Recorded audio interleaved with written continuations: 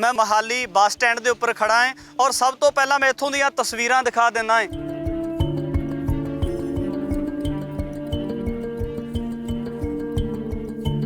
ये मानयोग सरदार प्रकाश सिंह बादल मुख मंत्री पंजाब जी की अगवाई दे विच 16/12/2016 नूं बनिया सी।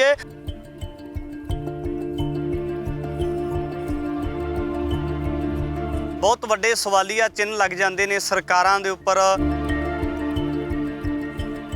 बारी बरसी खट्टन गया सी, खट के लियांदी थाली, वो कैंठे वाला तिलक गया, पानी डोल गई झांजरां वाली। तेरे जय नूं वे मैं टिच ना जाणदी, तेरा मेरा बनदा ना वेच मुंडिया, तैनूं मोगे दी मंडी ते आवां वेच मुंडिया। बाबा बंदा सिंह बहादुर की मानसिकता की सी और किस तरीके नाल तोड़ मरोड़ के पेश किया जा रहा है। 700 करोड़ का खर्चा इसे बस टर्मीनल के उपर लगा हुआ सी। इत्थे कोई बस तो नहीं आउंदी पर कबूतरां दीयां डारां आउंदियां ने, बैठदियां ने। तुसीं देख सकते हो कि बहादुर बाबा बंदा सिंह जिहड़ा बस टर्मीनल है इहदे उपर किस तरीके दे नाल गंदगी फैली हुई है। जिहड़ी जगह के उपर मैं खड़ के रिपोर्टिंग कर रहा, इत्थों अत दर्जे की बदबू आउंदी है। ये लोगों का पैसा है, इनू बस किते ना किते लगा दिओ, पर इसदा जिम्मेदार कौन है? दोस्तों, TV 84 इंडिया के नाल जुड़े हो, मैं रजिंदर सिंह सबरा। जदों सिख नायक की गल की जाती है तो गुरु पातशाह महाराज जी की सिੱਖੀ का नाम याद आ जाता है कि जिस तरीके दे नाल उन्हां बहादुर योद्धिਆਂ ने जिहड़ा सी आपा कौम के उपरों निशावर किया। पर मौजूदा समय दे विच भी कह सकते हैं कि बहुत वड्डे सवालिया चिन्ह लग जाते हैं सरकारां दे उपर, जिहड़ियां किते ना किते निज़ाम दे विच वड्डे पद्धर के उपर गिरावट आउंदी है। गिरावट आउण दा कारण की है? एक बड़ी त्रासदी वाली गल है, क्योंकि असीं अज जे जमीनां दे मालक बने हैं, जिमीदार खवाउणे हैं, तां सानूं जिहड़े लोकां ने जमीनां दा मालकी हक दवाया, बहादुर बाबा बंदा सिंह माधोदास बैरागी तो बाबा बंदा सिंह बहादुर बनते हैं। गुरु गोबिंद सिंह महाराज जी का थापड़ा लैके 5 सिखां नूं नाल लैके जिहड़ा पंजाब वल नूं परतदे ने, और जिहड़े लोकां ने जुल्म कमाया हुंदा है प्रजा दे उपर, जिहड़े लोग अणमनुखी तशद्दद करते हैं, उन्हां नूं जिहड़ा सोधा ला के मौत दे घाट उतारते हैं। मैं मोहाली बस स्टैंड के उपर खड़ा है और सब तो पहला मैं इत्थों दीयां तस्वीरां दिखा देना है। ये उही बस स्टैंड है, बाबा बंदा सिंह बहादुर अंतरराजी बस टर्मीनल। बाबा बंदा सिंह बहादुर, बाबा बंदा सिंह बहादुर जां जिहड़े सिख नायक उन्होंने जिहड़ी जगह के उपर बहादुरी के जोर दिखाए ने, तो उन्हां दा नाम इस तरीके दे नाल उस जगह के उपर रखिया जाना चाहिए। उन्हां दियां यादां दे विच उन्हां दे नाम के उपर इस तरीके दे कह सकते हैं कि बस स्टैंड बनने चाहिए ने, एयरपोर्ट बनने चाहिए ने, स्कूल कॉलेज यूनीवर्सिटियां बननियां चाहिए ने। पर ये कह सकते हैं कि ये जिहड़ा बाबा बंदा सिंह बहादुर अंतरराजी बस टर्मीनल है, ये सरदार प्रकाश सिंह बादल दे वेले बनिया सी। इस बारे बाद विच गल करांगे। और सब तो पहला मैं इत्थे लगियां होईयां तुहानूं तस्वीरां दिखाउणियां चाहुंदा है।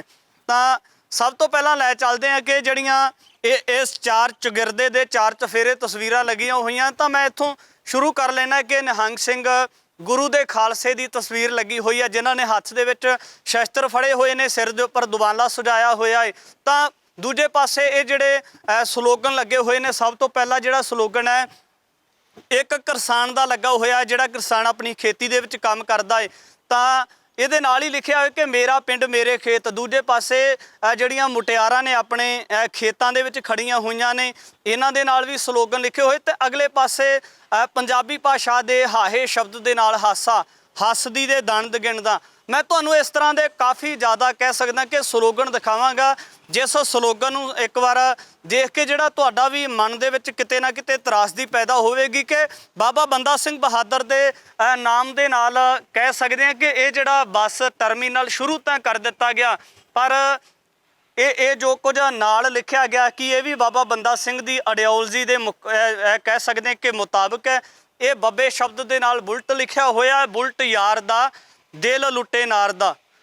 ते तुसीं इत्थों समझ सकते हो कि जिहड़े ਬੁਲਟ ਵਾਲੇ ਲੋਕ ਹੈ ਉਹਨਾਂ ਨੂੰ ਕਿਸ ਤਰੀਕੇ ਦੇ ਨਾਲ ਪੇਸ਼ ਕੀਤਾ ਜਾ ਰਿਹਾ ਹੈ ਕਿ ਅਸਲ ਦੇ ਵਿੱਚ ਬਾਬਾ ਬੰਦਾ ਸਿੰਘ ਬਹਾਦਰ ਦੀ ਮਾਨਸਿਕਤਾ ਕੀ ਸੀ ਔਰ ਕਿਸ ਤਰੀਕੇ ਨਾਲ ਤੋੜ ਮਰੋੜ ਕੇ ਪੇਸ਼ ਕੀਤਾ ਜਾ ਰਿਹਾ ਹੈ। ਤਾਂ ਇੱਧਰ ਮੈਂ ਦਿਖਾਉਣਾ ਚਾਹੁੰਦਾ, ਬਾਰੀ ਬਰਸੀ ਖੱਟਣ ਗਿਆ ਸੀ, ਖੱਟ ਕੇ ਲਿਆਂਦੀ ਥਾਲੀ, ਉਹ ਕੈਂਠੇ ਵਾਲਾ ਤਿਲਕ ਗਿਆ, ਪਾਣੀ ਡੋਲ ਗਈ ਝਾਂਜਰਾਂ ਵਾਲੀ। ਕਿੰਨੇ ਸ਼ਰਮਨਾਕ ਹੈ। ਹੋਰ ਮੈਂ ਇਹਦੇ ਨਾਲ ਤੁਹਾਨੂੰ ਜੁੜਦੇ ਦਿਖਾਉਣਾ ਹੈ। ਤੇਰੇ ਜੈ ਨੂੰ ਵੇ ਮੈਂ ਟਿੱਚ ਨਾਲ ਜਾਣਦੀ, ਤੇਰਾ ਮੇਰਾ ਬਣਦਾ ਨਾ ਵੇਚ ਮੁੰਡਿਆ, ਤੈਨੂੰ ਮੋਗੇ ਦੀ ਮੰਡੀ ਤੇ ਆਵਾਂ ਵੇਚ ਮੁੰਡਿਆ। ਕਹਿਣ ਤੋਂ ਭਾਵ ਕਿ ਇਸ ਤਰ੍ਹਾਂ ਦੇ ਤਮਾਮ ਸਲੋਗਨ ਲੱਗੇ ਹੋਏ ਹੈ ਜਿਨ੍ਹਾਂ ਸਲੋਗਾਂ ਨੂੰ ਦੇਖ ਕੇ ਮਨ ਦੇ ਵਿੱਚ ਕਿਤੇ ਨਾ ਕਿਤੇ ਬਹੁਤ ਵੱਡੇ ਸਵਾਲ ਉਪਜਦੇ ਨੇ। ਤਾਂ ਇਹ ਸਭ ਤੋਂ ਪਹਿਲਾਂ ਮੈਂ ਤੁਹਾਨੂੰ ਇਹ ਜਿਹੜਾ ਬੱਸ ਟਰਮੀਨਲ ਇਹ ਦਿਖਾਉਣਾ ਚਾਹਣਾ ਕਿ ਇਹ ਕਦੋਂ ਬਣਿਆ ਸੀ ਔਰ ਕਿਹੜੀ ਸਰਕਾਰ ਵੇਲੇ ਇਹਦਾ ਉਦਘਾਟਨ ਕੀਤਾ ਗਿਆ, ਇਹਦੇ ਉੱਪਰ ਕਿੰਨਾ ਖਰਚ ਆਇਆ। ਤਾਂ ਇਹ ਤੁਹਾਨੂੰ ਮੈਂ ਬੱਸ ਸਟੈਂਡ ਦਾ ਕਹਿ ਸਕਦੇ ਹਾਂ ਕਿ ਜਿਹੜਾ ਟਰਮੀਨਲ ਬਣਿਆ ਹੋਇਆ ਮੋਹਾਲੀ ਬੱਸ ਸਟੈਂਡ ਹੈ, ਇਹ ਦਿਖਾਉਣਾ ਚਾਹੁੰਦਾ ਹੈ। ਇਹ ਮਾਨਯੋਗ ਸਰਦਾਰ ਪ੍ਰਕਾਸ਼ ਸਿੰਘ ਬਾਦਲ ਮੁੱਖ ਮੰਤਰੀ ਪੰਜਾਬ ਜੀ ਦੀ ਅਗਵਾਈ ਦੇ ਵਿੱਚ ਮਾਨਯੋਗ ਸਰਦਾਰ ਸੁਖਬੀਰ ਸਿੰਘ ਬਾਦਲ ਉਪ ਮੁੱਖ ਮੰਤਰੀ ਪੰਜਾਬ ਵੱਲੋਂ air conditional bus stand SAS ਨਗਰ ਦਾ ਉਦਘਾਟਨ ਸਰਦਾਰ ਅਜੀਤ ਸਿੰਘ ਕਹਾੜ ਟਰਾਂਸਪੋਰਟ ਮੰਤਰੀ ਸਨ ਜੋ ਉਸ ਵੇਲੇ। ਜਿਹੜੇ MP ਸਨ ਉਹ ਪ੍ਰੇਮ ਸਿੰਘ ਚੰਦੂ ਮਾਜਰਾ ਸੀ ਔਰ ਬਣਿਆ ਸੀ ਇਹ 16/12/2016 ਨੂੰ। ਤਾਂ ਇਹਦੇ ਉੱਪਰ ਜਿਹੜਾ ਮੀਡੀਆ ਰਿਪੋਰਟਸ ਮੁਤਾਬਕ ਖਰਚਾ ਹੈਗਾ ਕਿ ਤਕਰੀਬਨ 700 ਕਰੋੜ ਦਾ ਖਰਚਾ ਇਸੇ ਬੱਸ ਟਰਮੀਨਲ ਦੇ ਉੱਪਰ ਲੱਗਾ ਹੋਇਆ ਸੀ। ਪਰ ਇੱਧਰ ਜਿਹੜੀਆਂ ਦੀਵਾਰਾਂ ਤੁਸੀਂ ਇਹਨਾਂ ਦੇ ਵੱਲ ਦੇਖ ਕੇ ਅੰਦਾਜ਼ਾ ਲਾ ਸਕਦੇ ਹੋ, ਇੱਥੇ ਕੋਈ ਬੱਸ ਤੇ ਨਹੀਂ ਆਉਂਦੀ ਪਰ ਕਬੂਤਰਾਂ ਦੀਆਂ ਡਾਰਾਂ ਆਉਂਦੀਆਂ ਨੇ, ਬੈਠਦੀਆਂ ਨੇ। ਕਿਸ ਤਰੀਕੇ ਦੇ ਨਾਲ ਗੰਦਗੀ ਫੈਲੀ ਹੋਈ ਹੈ ਔਰ ਜਿਹੜੀ ਜਗ੍ਹਾ ਦੇ ਉੱਪਰ ਮੈਂ ਖੜ ਕੇ ਰਿਪੋਰਟਿੰਗ ਕਰ ਰਿਹਾ ਇੱਥੋਂ ਅੱਤ ਦਰਜੇ ਦੀ ਬਦਬੂ ਆਉਂਦੀ ਹੈ। ਤਾਂ ਕਿ ਇੱਥੇ ਸਰਦਾਰ ਪ੍ਰਕਾਸ਼ ਸਿੰਘ ਬਾਦਲ ਨੇ ਇਹਨੂੰ ਬੱਸ ਸਟੈਂਡ ਬਣਾਉਣ ਤੋਂ ਬਾਅਦ ਇੱਧਰ ਧਿਆਨ ਦਿੱਤਾ, ਨਾ ਕੈਪਟਨ ਅਮਰਿੰਦਰ ਸਿੰਘ ਦੀ ਸਰਕਾਰ ਨੇ ਦਿੱਤਾ ਔਰ ਨਾ ਹੀ ਜਿਹੜੀ ਆਪਣੇ ਆਪ ਨੂੰ ਆਮ ਆਦਮੀ ਪਾਰਟੀ ਇੱਕ ਬਦਲਾਅ ਦਾ ਰੂਪ ਦੱਸਦੀ ਹੈ, ਇੱਕ ਨਵੀਂ ਰਾਜਨੀਤੀ ਦੱਸਦੀ ਹੈ, ਨਾ ਹੀ ਉਹਨਾਂ ਦੇ ਵੱਲੋਂ ਧਿਆਨ ਦਿੱਤਾ ਜਾ ਰਿਹਾ ਹੈ। ਤਾਂ ਇਹ ਤੁਸੀਂ ਦੇਖ ਸਕਦੇ ਹੋ ਕਿ ਬਹਾਦਰ ਬਾਬਾ ਬੰਦਾ ਸਿੰਘ ਜਿਹੜਾ ਬੱਸ ਟਰਮੀਨਲ ਹੈ ਇਹਦੇ ਉੱਪਰ ਕਿਸ ਤਰੀਕੇ ਦੇ ਨਾਲ ਗੰਦਗੀ ਫੈਲੀ ਹੋਈ ਹੈ, ਸ਼ੀਸ਼ੇ ਟੁੱਟੇ ਹੋਏ ਨੇ ਔਰ ਸਾਹਮਣੇ ਟੁੱਟੀਆਂ ਹੋਈਆਂ ਬਾਰੀਆਂ ਦੇ ਵਿੱਚ ਦੇਖ ਸਕਦੇ ਹੋ ਕਿ ਕਿਸ ਤਰ੍ਹਾਂ ਕਬੂਤਰਾਂ ਦੀਆਂ ਵਿੱਠਾਂ ਨੇ। ਕਿ ਇਹ ਜਿਹੜੇ ਲੋਕਾਂ ਦੇ ਪੈਸੇ ਦੇ ਨਾਲ, ਪ੍ਰਜਾ ਦੀ ਪੈਸਾ ਦੇ ਨਾਲ ਬੱਸ ਸਟੈਂਡ ਬਣਾਏ ਜਾਂਦੇ ਨੇ। ਇਹ ਕੇਵਲ ਅਸਲ ਦੇ ਵਿੱਚ ਮਨਸ਼ਾ ਇਹੀ ਹੁੰਦੀ ਹੈ ਕਿ ਲੋਕਾਂ ਦਾ ਪੈਸਾ ਇਹਨੂੰ ਉਜਾੜ ਦਿਓ, ਇਹ ਲੋਕਾਂ ਦਾ ਪੈਸਾ ਹੈ, ਇਹਨੂੰ ਬਸ ਕਿਤੇ ਨਾ ਕਿਤੇ ਲਗਾ ਦਿਓ। ਪਰ ਇਹਦਾ ਜ਼ਿੰਮੇਦਾਰ ਕੌਣ ਹੈ? ਇਹਦੇ ਉੱਪਰ ਜਿਹੜੀ ਕਾਰਵਾਈ ਹੋਣੀ ਚਾਹੀਦੀ ਉਹ ਕਿੰਨਾ ਲੋਕਾਂ ਦੇ ਉੱਪਰ ਹੋਣੀ ਚਾਹੀਦੀ ਹੈ। ਪ੍ਰਜਾ ਦਾ ਜਿਹੜਾ ਪੈਸਾ ਉਹ ਲਗਾ ਤਾਂ ਦਿੱਤਾ ਜਾਂਦਾ, ਪਰ ਜਿਹੜਾ ਪ੍ਰਜਾ ਦਾ ਪੈਸਾ ਇਸ ਤਰੀਕੇ ਦੇ ਨਾਲ ਕਿਉਂ ਲਗਾਇਆ ਜਾਂਦਾ ਹੈ, ਜਿਹੜੀ ਖੂਨ ਪਸੀਨੇ ਦੀ ਪੰਜਾਬ ਦੇ ਲੋਕਾਂ ਦੀ ਕਮਾਈ ਹੈ। ਦੂਜੇ ਪਾਸੇ ਵੱਡੇ ਸਵਾਲੀਆ ਚਿੰਨ੍ਹ ਪੰਜਾਬ ਦੇ ਜਿਹੜੇ ਚਿੰਤਕ ਨੇ ਉਹ ਲਾਉਂਦੇ ਨੇ ਕਿ ਪੰਜਾਬ ਦੇ ਸਿਰ ਕਰਜ਼ਾ ਵੱਡੀ ਤਾਦਾਦ ਦੇ ਵਿੱਚ ਹੈ, ਪਰ ਇਸ ਕਰਜ਼ੇ ਨੂੰ ਉਤਾਰਨ ਵਾਸਤੇ, ਇਸ ਕਰਜ਼ੇ ਨੂੰ ਚੜਾਉਣ ਵਾਸਤੇ ਪੰਜਾਬ ਦੀਆਂ ਸਰਕਾਰਾਂ ਜ਼ਿੰਮੇਦਾਰ ਰਹੀਆਂ ਨੇ। ਉਹ ਮਾਨਯੋਗ ਮੁੱਖ ਮੰਤਰੀ ਜ਼ਿੰਮੇਦਾਰ ਰਹੇ ਨੇ ਜਿਨ੍ਹਾਂ ਨੇ ਆਪਣੇ ਕਾਰਜਕਾਲ ਦੇ ਦੌਰਾਨ ਇਸ ਤਰੀਕੇ ਦੀਆਂ ਗਤੀਵਿਧੀਆਂ ਕੀਤੀਆਂ। ਜੇ ਅੱਜ ਇਹ ਬਹਾਦਰ ਬਾਬਾ ਬੰਦਾ ਸਿੰਘ ਬੱਸ ਟਰਮੀਨਲ ਦੇ ਅਜਿਹੇ ਹਾਲਾਤ ਬਣੇ ਹੋਏ ਨੇ ਤੇ ਕਿਉਂ ਬਣੇ ਹੋਏ ਨੇ, ਕਿਉਂ ਨਹੀਂ ਸਰਕਾਰਾਂ ਦੇ ਵੱਲੋਂ ਧਿਆਨ ਦਿੱਤਾ ਜਾ ਰਿਹਾ? ਇਹਦੇ ਵਿੱਚ ਦੋਸ਼ੀ ਕੌਣ ਨੇ?